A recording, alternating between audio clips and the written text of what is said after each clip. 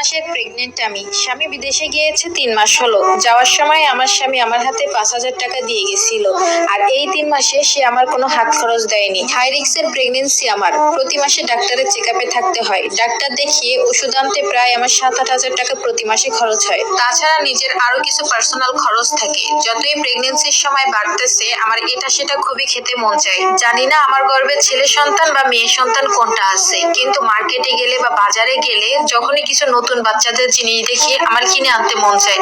মনে হয় এটা কিনে নিয়ে আসি, দেখলেও একটা চোখের শান্তি লাগে। কিন্তু আফসোস কি জানেন, এই মাসে আমার স্বামী আমার জন্য হাত খরচ পাঠিয়েছে মাত্র 3,000 টাকা, তাও আবার আমার শাশুড়ির কাছে। তার কাছ থেকে চেয়ে সেই 3,000 টাকা নেওয়া লাগবে। আমার স্বামী বিদেশে যাওয়ার পর থেকে তার মায়ের অ্যাকাউন্টে মানে আমার শাশুড়ির অ্যাকাউন্টে প্রতি মাসে 80,000 টাকা থেকে 1,00,000 টাকা পর্যন্ত পাঠায়। মাঝে মাঝে কোনো মাসে এর থেকে বেশিও হয়। সংসারের খরচ বাবদ আমার একটা ননদ আছে, তার খরচ সহ আমাকেও কিছু টুকিটাকি খরচ দেয়। কিন্তু সবচেয়ে খারাপ লাগে কি জানেন, আমার জন্য যে টাকাটুকু পাঠায় ওইটা চাইতেও আমার শাশুড়ির কাছে কৈফিয়ত দিতে হয়।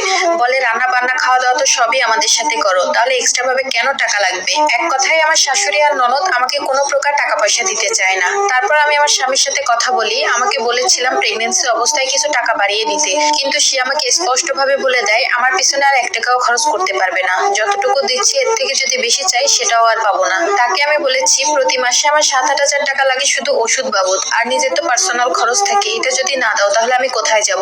সে স্পষ্ট ভাবে বলে যে তুমি তোমার বাবার বাড়ি থেকে নিয়ে আসো।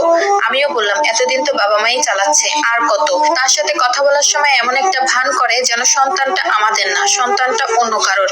আমার পেছনে টাকা খরচ করা মানেই লস, সে এখন সেটাই বলে। আমার এই অবস্থায় সবচেয়ে বেশি প্রয়োজন আমার স্বামীকে। মাঝে মাঝে ঘুমের ভিতরে কেঁপে কেঁপে উঠে দেখি আমার স্বামী নাই, তখন যে কতটা কষ্ট লাগে সেটা আর বলে বোঝানোর মতো না। সকালে একবার রাতে একবার শুধুমাত্র তার সাথে কথা হয়। এর মাঝেও যদি তার সাথে আমার কথা বলতে মন চাই, আমি যদি এক্সট্রা ভাবে ফোন দিই সে আমাকে ব্লক করে রাখে। যদি কোনোদিন টাকা পয়সার কথা বলি, সে এমনও হয়েছে আমাকে টানা 1 সপ্তাহ ব্লক করে রেখেছে। মাঝে মাঝে 10 দিনও পার হয়ে যায়, তাও ব্লক খুলে না। বিয়ের পরে 1.5 বছর পর্যন্ত আমার স্বামী আমার কাছে ছিল, কোনোদিন আমাকে 500 টাকাও হাতে দেয় নাই। আমার বিয়েতে একজোড়া হিল দিয়েছিল, ওইটা পরে আমি ঠিক মতো হাঁটতে পারতাম না। তার কাছে আমি একদিন বলেছিলাম তুমি আমাকে একটা জুতা এনে দাও, কারণ এটা পরে সবসময় চলাফেরা করা যায় না, কিন্তু সে আমাকে এনে দেয়নি। অথচ তার যে পছন্দের জুতা, তার যে পছন্দের পোশাক সবই কিনে নিয়ে আসতো বাসায়। বিয়ের পর শ্বশুর বাড়িতে প্রথম শীতকাল আমার অনেক কষ্টে গিয়েছে, কারণ ওই শীতে আমার স্বামী আমাকে একটা শীতের কাপড় এনে দেয়নি। কারণ বিয়ের পরে আমি আমার বাবার বাড়ি থেকে একটা শীতের পোশাক এনেছিলাম, যেটা আমি